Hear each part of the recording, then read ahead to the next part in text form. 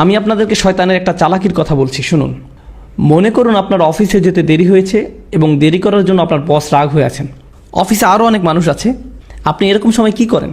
আপনি সকলের নজর এড়িয়ে নিজের টেবিলে গিয়ে বসেন। আপনি তখন বসের সাথে দেখা করতে চান না। অথবা মনে করুন একটা বাজে রিপোর্ট কার্ড নিয়ে আপনি বাড়ি ফিরলেন। যখন আপনি ক্লাস 6 বা 7-এ খারাপ রিপোর্ট কার্ড নিয়ে আসেন, তখন আপনি চুপিসারে ঘরে ঢুকবেন। কোনো আসসালামু আলাইকুম নেই, কোনো কিছু নেই। চুপিসারে ঢুকে আপনি ঘুমের ভান করে পড়ে রইলেন। মা যদি জিজ্ঞেস করে আজকে স্কুলে কি হলো, আপনি তখন বলবেন তেমন কিছু না। আপনি যখন কাউকে হতাশ করেন তখন তার থেকে দূরে দূরে থাকেন, এটাই স্বাভাবিক। এই ক্ষেত্রে যখন আমরা অশ্লীল কাজ করি, নিজেদের উপর জুলুম করি, তখন আমরা কাকে হতাশ করি? আল্লাহ আজ্জা ওয়া জাল্লাকে। আপনি আল্লাহকে অসন্তুষ্ট করেন, শয়তান তখন এর সুযোগ নেয়। আপনার কাছে এসে সে বলে, তুমি এখন আবার সালাহ পড়তে যাবে? ভণ্ড, তুমি এসব অশ্লীল কাজ করে এসেছো, এখন আবার একটা ক্লাস করতে যাবে? এখন তুমি ইবাদত করতে যাবে? তুমি তো দুমুখ মানুষ। তখন সে বলে, হ্যাঁ আমি তো দুমুখ মানুষ, আমার সালাহ পড়া উচিত হবে না।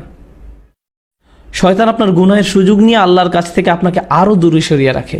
আপনি তখন আল্লাহর সামনে দাঁড়াতে বিব্রত বোধ করেন। কিন্তু একজন সত্যিকারের মুত্তাকি যখন ভুল কিছু করে, তৎক্ষণাৎ সে কী করে? সে আল্লাহকে স্মরণ করে, জাকারুল্লাহ ফাস্তাগফিরু লিযুনুবিহিম, তারপর তার আল্লাহর কাছে ক্ষমা চেয়ে নেয়। এখানে জুনুব শব্দটা দিয়ে পাপ বোঝানো হচ্ছে, যা এসেছে জানাব থেকে।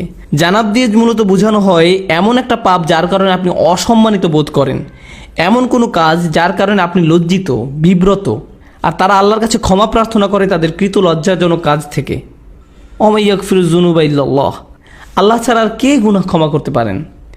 আপনি আর কার কাছে যাবেন? কোথায় যাবেন? আল্লাহ ছাড়া আর কে জানে আপনি আর আমি কি কি ভুল করেছি? আমাদের গুনাহের খাতায় বহু জিনিস আছে যা আল্লাহ প্রকাশ করেননি, শুধু আল্লাহই সেসব জানেন। সেসবের জন্য আল্লাহর কাছে আমাদের ক্ষমা চাইতে হবে। জান্নাতে যারা যাবে তাদের বর্ণনায় যেসব বৈশিষ্ট্য এসেছে তার মাঝে এটাই প্রধান বৈশিষ্ট্য। উলাইকা লাহুম জান্নাতুন তাজরি মিন তাহতিহাল আনহারু খালিদিনা ফিহা, তাদের জন্য প্রতিদান হলো তাদের পালনকর্তার পক্ষ থেকে ক্ষমা এবং জান্নাত, যার তলদেশে প্রবাহিত হচ্ছে প্রস্রবণ। এখানে যে শেষ কথাটি আপনাদের আমি বলবো, আমার ফ্যামিলির সাথে একবার শপিং মলে গিয়েছিলাম। সেখানে এক মা তার ছেলেকে ভীষণ বকা দিচ্ছিলেন, আর ছেলেটা চিৎকার করে কাঁদছিল। মা ছেলেকে কষে একটা চড়ও বসিয়ে দিল। কিন্তু আপনি জানেন বাচ্চাটা তারপরও কার কাছে গেল? এরপরও বাচ্চাটা মাকেই ধরে রইল, তার মাকে ছাড়ছে না। চারপাশে সব কিম্ভূত কিমাকার বিশাল বিশাল অচেনা মানুষ, সে তাদের কাছে যেতে চায় না। যদিও তার মা তার উপর রাগ হয়েছে, হতাশ হয়েছে, তাকে বকা দিচ্ছে, কিন্তু তার আশ্রয় সুরক্ষা সে কার কাছে পাবে? তার মায়ের কাছেই। এই দৃশ্য আমাকে ভাবিয়েছে, সুবহানাল্লাহ। যখন আমি আপনি গুনাহ করি, যখন আমরা আল্লাহকে হতাশ করি, তার অবাধ্য হই, আমরা কার কাছে যাব? আমাদের আর কোথাও যাওয়ার আছে? আমাদের আর কোথায় যাওয়ার আছে?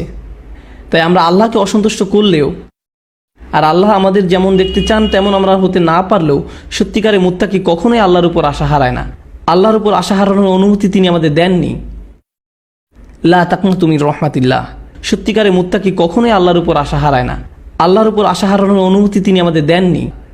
এই আচরণ আমাদেরকে রপ্ত করতে হবে।